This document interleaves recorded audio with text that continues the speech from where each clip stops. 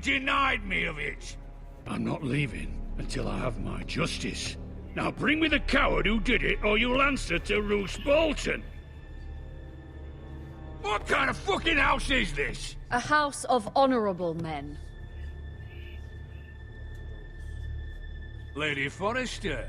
You bellow like a wounded boar, Lord Whitehill. Have you forgotten your manners? I mean no disrespect to you, my lady, considering your losses and all. But this is not over. It's over when my son says it is. This is over, Lord Whitehill. Ethan is Lord of Ironrath now. By rights, his word is law here. If that displeases you, then I trust you can find the door. That lad may be lord of this house, but Lord Bolton will have the final say. I'll send him a raven letting him know a Forrester man killed one of his own. That the new Lord Forrester lied to my face and denied me my justice. Then we'll see whose word is law. You're a craven, Lord Whitehill.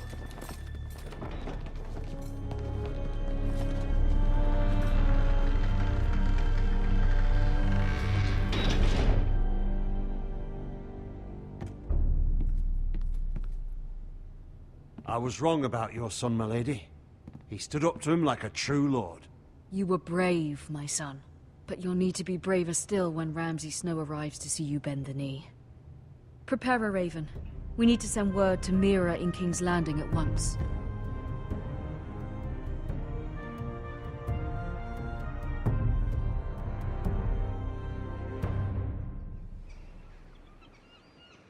Your sister can help us.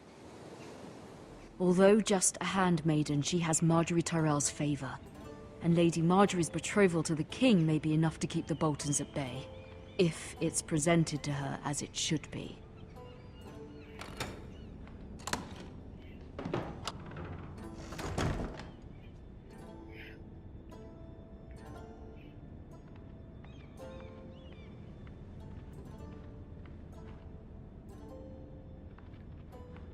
King's Landing.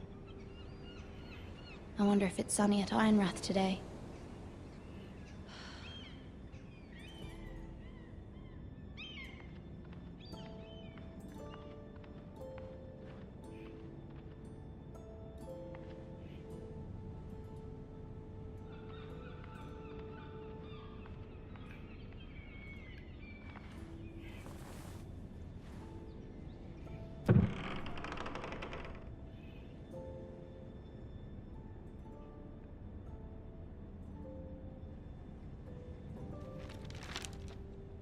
Father.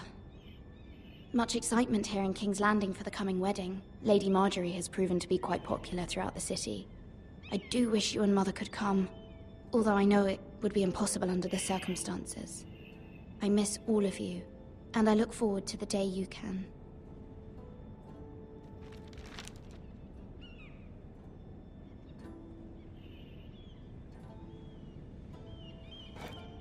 Ethan made this for me.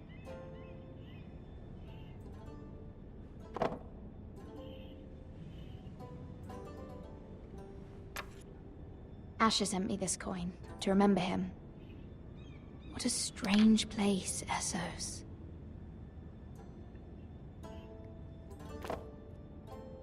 It was very kind of Lady Marjorie to give this to me. It once belonged to Lady Elena.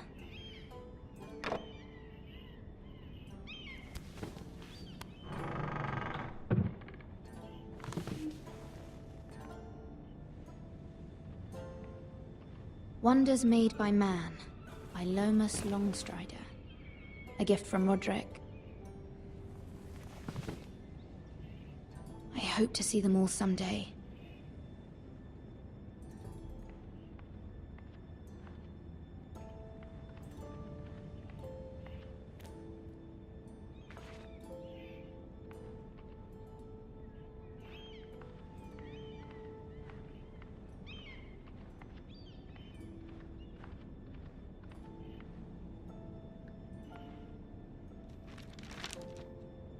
It troubles me to even ask this of you, but you must appeal to Lady Marjorie to intervene on our behalf. She is our best hope, and can be a powerful ally, especially now when your family so desperately needs her help.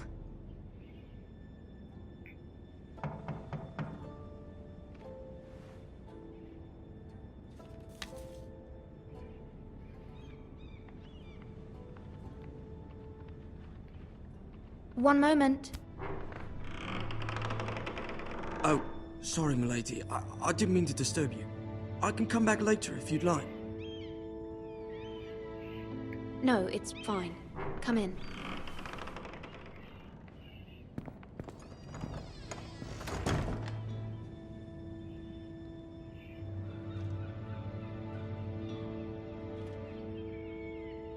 Begging your pardon, milady, but you all right?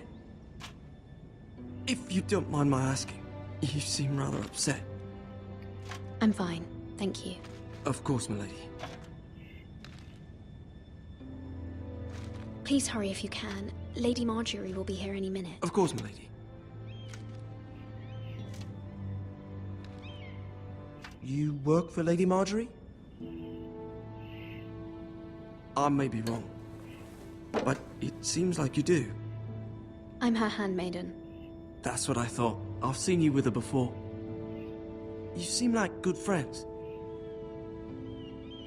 I saw Lady Marjorie just this morning, outside the Royal Sept, talking to Queen Cersei. Cersei?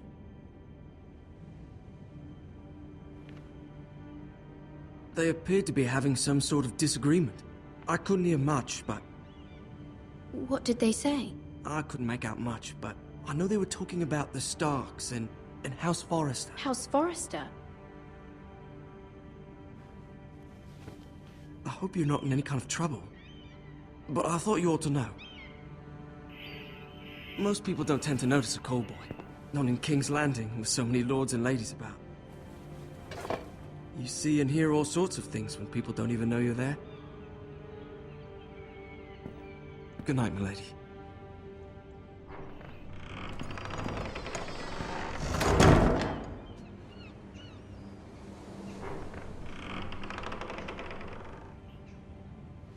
Lady Marjorie, you're early. I was hoping there would be time for us to talk. Come, there's something we must discuss.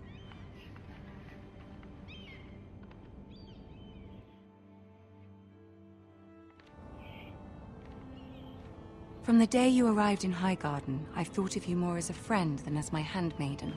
A dear friend, in fact. Thank you, my lady. And you know how I feel about what's happened to your family. I feel your pain as if it were my own. What you've suffered is beyond imagining.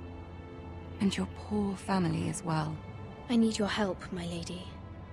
Of course, and I will help you in any way I can.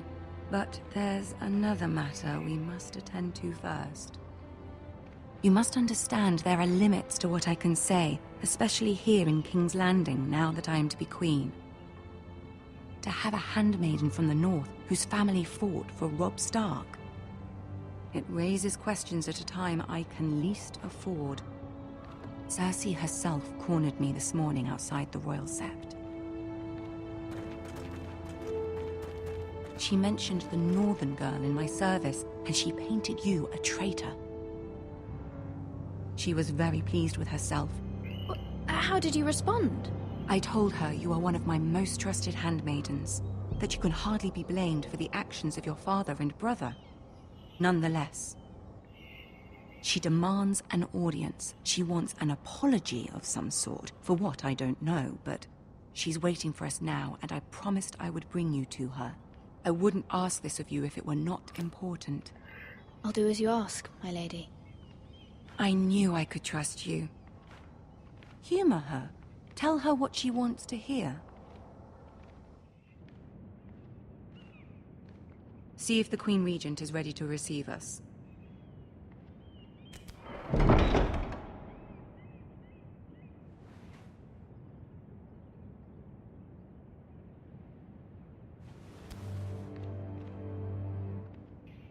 You'll be fine. I know you will.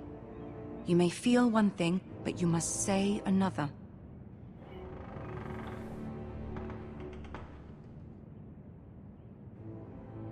Good luck.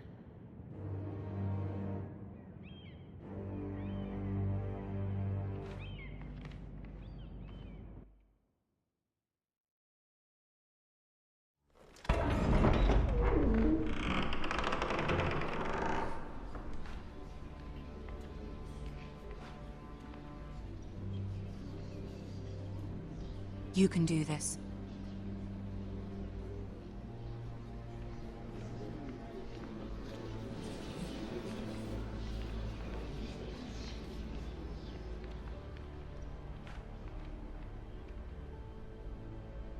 Ah, Lady Marjorie. Aren't you looking lovely this evening? Lord Tyrion. Your Grace? With your permission, allow me to introduce Lady Mira of House Forrester.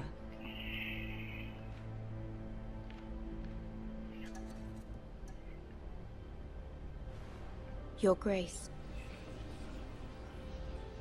The girl knows her courtesies. Impressive. You may rise. House Forrester is a northern house loyal to the king. Are they?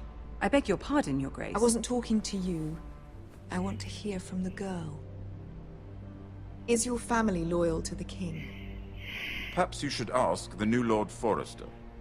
He's not here, is he? She is. Joffrey is the one true king, Your Grace. And yet, for centuries the Forresters have been loyal bannermen to House Stark. A house of traitors. Yes, Your Grace. They are traitors. The Starks were your liege lord, yet you name them traitors so easily. I take it this is the kind of loyalty the king can expect from you. If you have any loyalty at all. Is your house willing to swear fealty to your new liege lord, Roose Bolton? Roose Bolton also served the Starks, Your Grace. And proved his loyalty to the crown by bringing their house to a swift and sudden end. Old allegiances are not easily abandoned. But now that the war is over, we must look to rebuild and forge new alliances. There are ships and shields to be built, and Joffrey will need a steady supply of ironwood for his armies. I'm told there are others who would happily serve that purpose, but I trust we can rely on House Forrester. Forrester Ironwood does seem rather unique. To our mutual benefit, Your Grace. And at the pleasure of your king. It would be a shame to see it fall into the hands of another house. I imagine you'd do almost anything to prevent that from happening, wouldn't you? Ask any Lannister, and they'd do whatever was necessary to save Casterly Rock. It would be unfortunate to see another house lay claim to what's yours. Yes, Your Grace. I would do anything. I see. What would you have the girl do, Cersei?